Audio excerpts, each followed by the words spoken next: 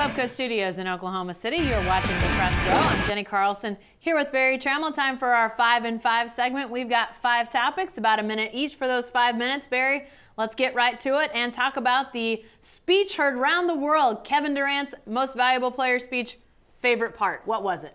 Well, I thought it was when Kevin went through the Thunder roster player by player, individually calling out his teammates and talking about particular traits and things he admired about him and how they had individually had inspired him. I thought that was an incredible touch, a way to bring the whole team into the fold to share this award.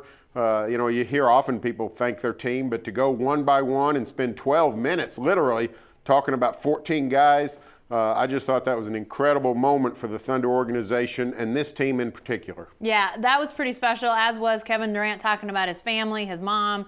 I think that resonated with a lot of people. But I tell you, just overall to me, his willingness to let his emotions flow, to me, that was my favorite thing about the speech. He got choked up early and basically just kept it going, and he didn't try to stop it.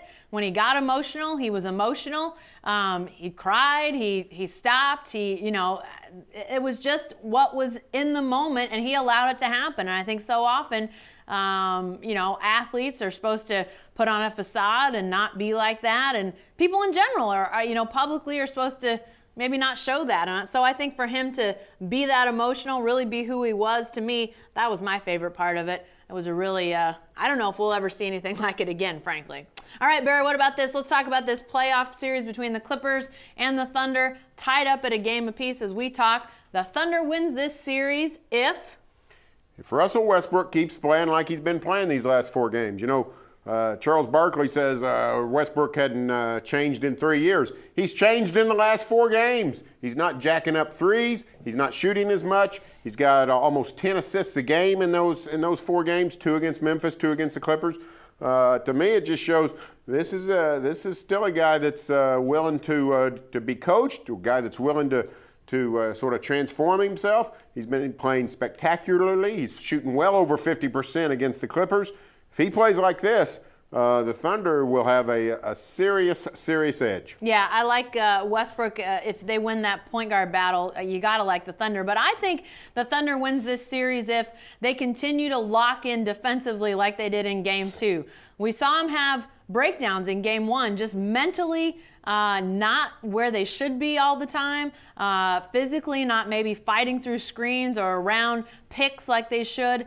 That changed in Game 2. Now, it's not to say that the Clippers aren't going to get shots and make shots. These guys are good, so they're going to score and they're going to make some baskets. But I thought the Thunder's defense was so much better in Game 2. The effort, the focus, the tenacity. The Thunder has an advantage defensively if they play defense the way they should. I think that's where this series turns. They got to keep playing that great defense on the Clippers. What about the flip side of this, Barry? The Clippers win this series if Blake Griffin and DeAndre Jordan can exert themselves. Through 2 games, really even in the Clipper blowout victory, Jordan and Griffin were largely neutralized. Serge Ibaka, Steven Adams, Kendrick Perkins, those guys are doing a great job on the Clipper big men. They're keeping Blake from efficiency. He's scoring. He scored quite a bit, but he's under 50% shooting. He's not rebounding the way he normally does. And Jordan is not running the court, not getting the dunks he usually does, not getting the offensive rebounds, not blocking the shots. The Thunder big men have done a great job against the Clipper big men.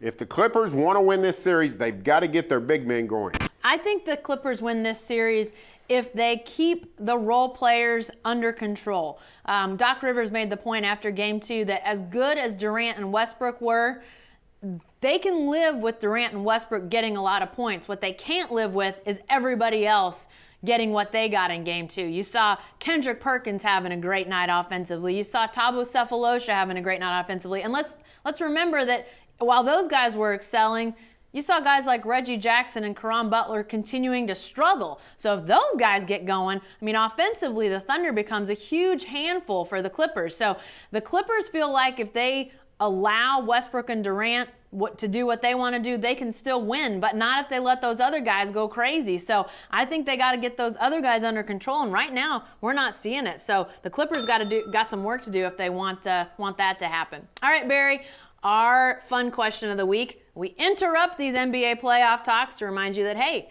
it's NFL draft time, and if Roger Goodell called your name, what would happen? Well, what I like to think would happen is that I would celebrate with my family and friends sitting on my couch. I would like to think I wouldn't go if I was invited. I feel sorry for some of these dudes at the NFL draft because, I mean, if you're Greg Robinson or one of these guys that's clearly going to go in the top 5, Jadeveon Clowney, somebody like that, you're going to go, fine.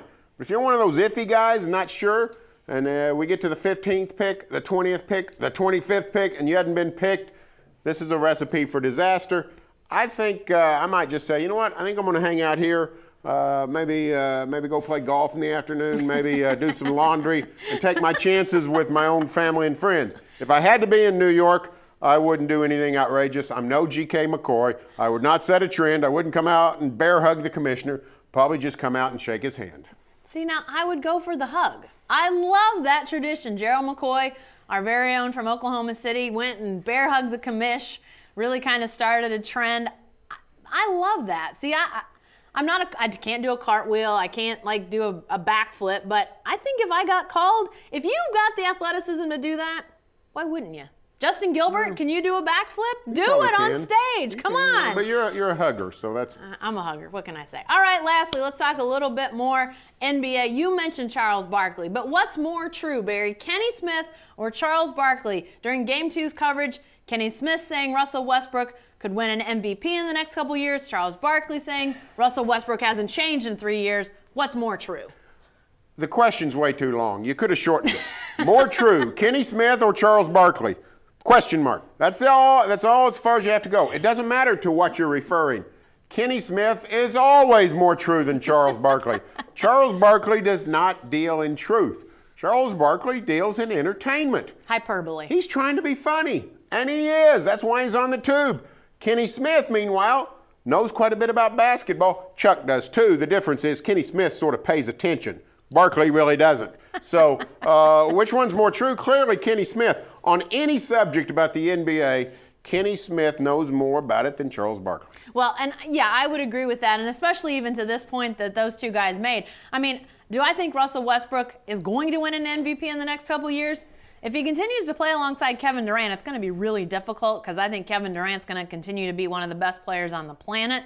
But there is no way that Russell Westbrook hasn't changed in 3 years. I mean, think about where Russell Westbrook was in the series against the Memphis Grizzlies, that 7-game series, that great 7-game series, how he played and frustrated everybody who was watching. Think about how different he is from then to now.